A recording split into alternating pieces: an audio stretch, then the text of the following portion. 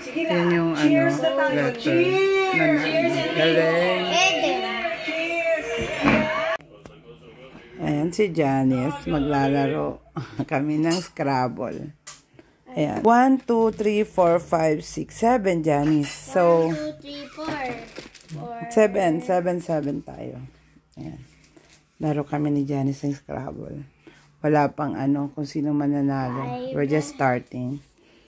Ayan. 6. Imbis mag ano si Janice. Kukulitan naman ako yan mag-i-Scrabble.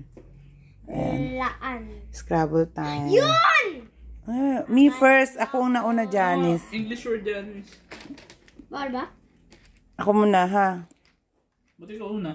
Ako yung letter I sa akin, eh. Ano ay? Yung, Butas na letter? hindi, yung ano, oo.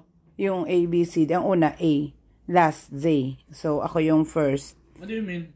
Ano ba? Yung pinaka first letter laki hanggang last letter? You have to pick up kung sino yung Pinaka-ayes. A, yun yung mauna.